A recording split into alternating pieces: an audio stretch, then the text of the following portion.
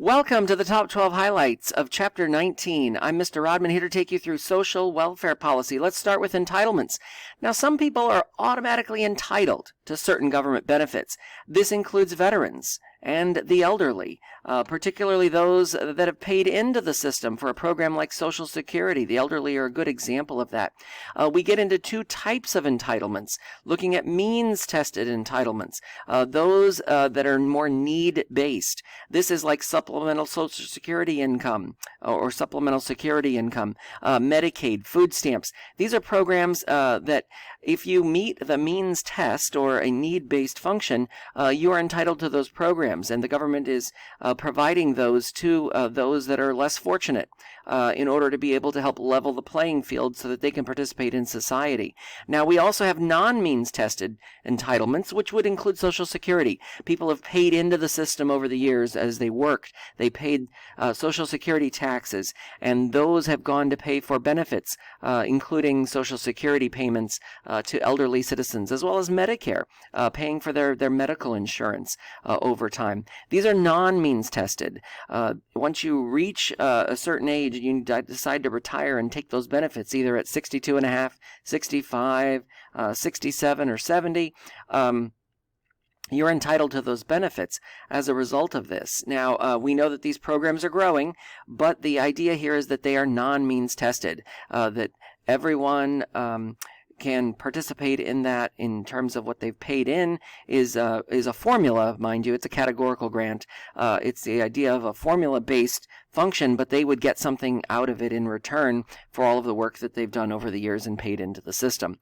Now, a goal of social policy, as we look at means-tested, non-means-tested entitlements, the first social policy aspect is really to protect our citizens. We want to protect them from the unfortunate disasters that plague life, being down on their luck, not having a level playing field to be able to improve their quality of life. And that really is what we're seeing here. So a social safety net is provided for the elderly, for orphans, for those families of disabled veterans or the disabled or veterans who didn't come home. Paying the ultimate sacrifice, and we thank them for their service. But the idea here is these policies are intended to help individuals and families, to help give them a fresh start and give them a level playing field from which to start that. So the second aspect of social policy is beyond that, looking at the common good, things like air quality and roads and infrastructure and transportation, all of that designed to improve the quality of life. Now, where did this come from? The idea of the common good came from our history lesson in the New Deal. When Franklin Delano Roosevelt was elected, he talked with citizens about a New Deal. He addressed this over the radio waves with his fireside chats.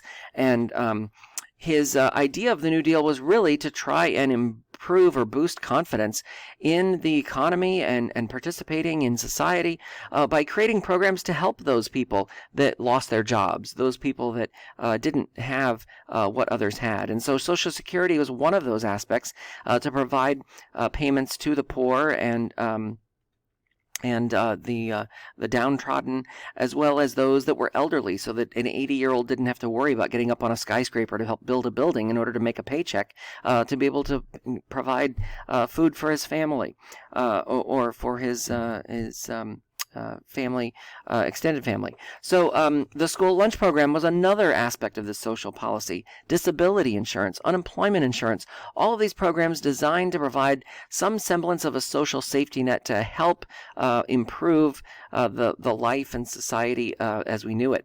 Now, the Great Society was launched in the 1960s, so think about 20 years later, looking at President Lyndon Johnson, working to improve the lives of individuals, a war on poverty, providing food stamps and Head Start for small children to get a fresh start so that they could get pre-K and pre-K programs to help them so that when they got to kindergarten, they were at a level playing field as those that had those types of programs. Medicare, something that Truman and Roosevelt really wanted to institute but couldn't get it through in time. The Johnson administration was able to do as part of the Great Society, asking President Truman to come back for the signing ceremony to get his Medicare card, providing medical care for elderly citizens through that program. We see Medicaid providing medical care for poverty, families in poverty, and those that are less fortunate, and that supplemental security income that we talked about for individuals that weren't making as much money and weren't on the same playing field to be able to keep up with society's costs of inflation and costs in general to make ends meet, and on a fixed monthly income, trying to make that work sometimes is not as beneficial for those if they're living in an urban area where costs are more expensive. So that really has an impact on it as well. We saw in the 1990s, fast forward 30 years, that welfare was kind of trudging along, and some pieces making it, some pieces making headlines, and so the 1996 Personal Responsibility and Work Opportunity Reconciliation Act, otherwise known as Reforming Welfare Act, was really something that was approved by the Republican Congress and signed into law by President Clinton, a Democrat, a very bipartisan effort to try and reform welfare as we knew it, and create some changes to programs that weren't working or seemed bloated in order to try and make the process more streamlined and really try and focus on the programs that were more beneficial in nature and really were able to make an impact on individuals. So, it did replace AFDC, the Aid to Families with Dependent Children, although because for a long time the legitimacy of that program was questioned, whether it was really working and effective, and really cost effective was probably a big factor. An area that it replaced the AFDC was TANF, the Temporary Assistance to Needy Families. This basically was one of the key aspects of welfare reform, because it said you've got to try and find employment. Just because you have children doesn't mean your benefits are going to increase, and especially having another one isn't going to do that. It set a lifetime limit. You can be on this TANF program for up to 2 years at a time, and no more than 5. Once you cap out at 5 years, you are done getting the benefits for your lifetime under that program. And then it also said, unmarried minor parents have to live with adults or a guardian as a result of this. So it really tried to put in place some guidelines to be more cost effective, but also to try and encourage people to find jobs and become more productive citizens in society as part of that. As part of that program. Now, Social Security has its own problems. Speaking of problems, we go from a 10-to-1 ratio to a 2-to-1 ratio to a 1-to-1 ratio. And there's lots of people that talk about these problems and the gloom and doom of society in terms of how do we solve this problem. We know people are living longer. That's a good thing, but bad thing for Social Security. Baby boomers are now on Social Security benefits, and there are more of them than we've had before on Social Security, which really taxes and burdens the system. The solutions aren't easy solutions. So do we get rid of Medicare? Do we go with a more socialized program of medicine? Do we go with a more pay by provider, a more market-based solution? We've heard those thrown out. Do we make the elderly pay more in terms of Medicare? Do we cut those benefits? Do we raise the age? All of these things have been discussed, and many of those citizens that have been elected to try and reform it, many of their political careers have ended because of trying to attempt to touch the third rail of politics, being solving the Social Security and rising Medicare cost problem. President Obama tried to address some of this in the Affordable Care Act, which helped to reduce some costs over time, and to be continued. That's a fairly new program in terms of how that's been laid out. So we'll see in the future how that tries to address it. But it is trying to address some of those problems that we saw with Social Security.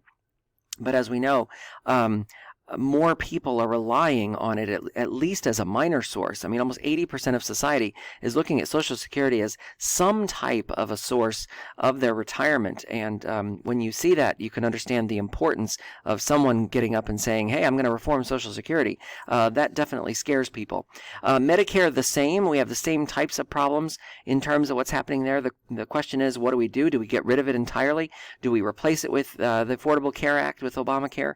Do we raise the costs and premiums people are paying? Do we make them pay more out of pocket for drugs? How do we address that? And Congress after Congress is trying to address that. Administration after administration trying to touch it and trying to address this issue. But the facts remain. We have more people on the system. We are going to have more people on the system. The life expectancy is longer. That's a good thing. That's definitely a good thing that people are living longer.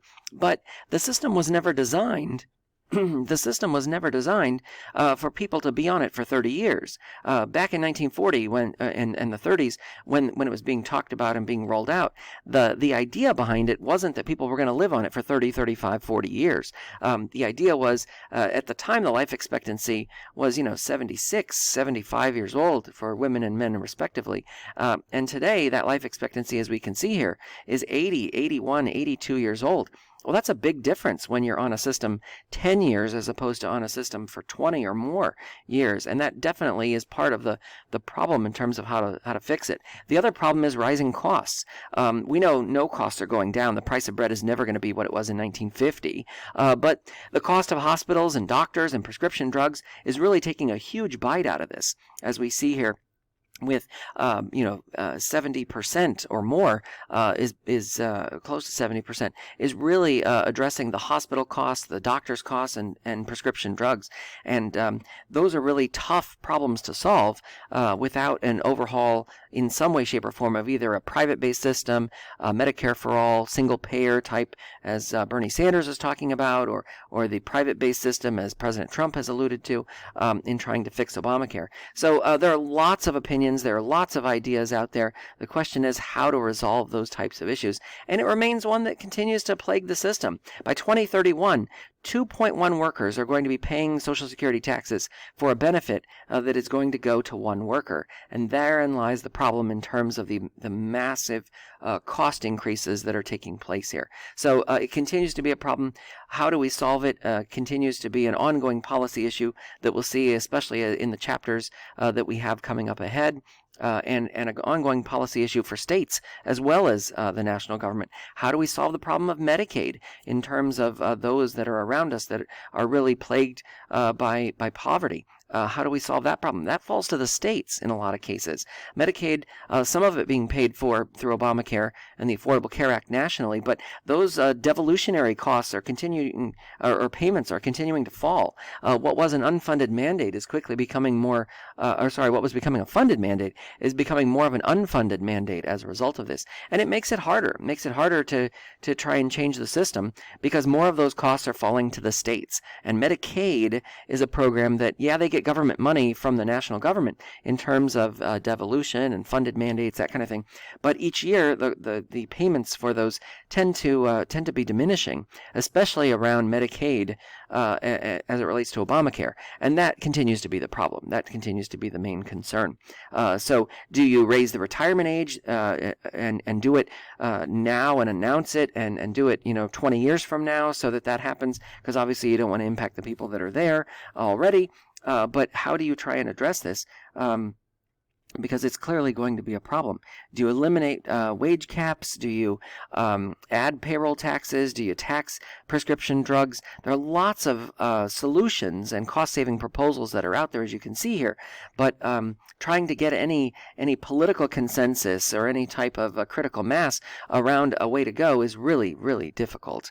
And government is involved in a lot of different ways, as we can see here. So Medicare is just one of them. Down the street, we have NIH, the National Institutes of Health, and they're looking at ways to come up with ways to help people live longer, to save on medical costs and that kind of thing. But that takes time. That takes research. It takes research and development. It takes lots of testing, and that costs money. And that costs money too. And those costs aren't going down either. So public health services, we've got the Surgeon General out there talking about it. We've got the FDA, the Food and Drug Administration talking about it. Coronavirus, we've got the CDC, the Centers for Disease Control, talking about trying to address those issues to keep people safe. And we're doing a good job with those things. But the cost of those resources continues to rise as well. And Medicaid, as I mentioned, continuing to be a state problem as well as a national problem. And then you've got the Affordable Care Act, which costs are continuing to rise.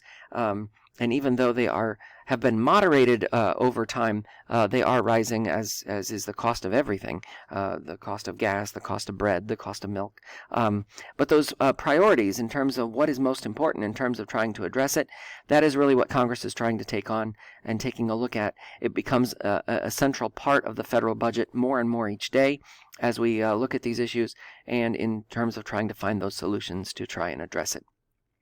Obamacare, just to kind of give you a quick rundown on that before we close, more than 1,200 pages of these provisions requiring people to buy health insurance. That was taken out, ruled unconstitutional by the Supreme Court. Well, let me correct myself. It was ruled constitutional in terms of it being a tax, but the Trump administration took that mandate out with the tax provisions of 2017, so that is no longer in there. So it was ruled constitutional by the courts.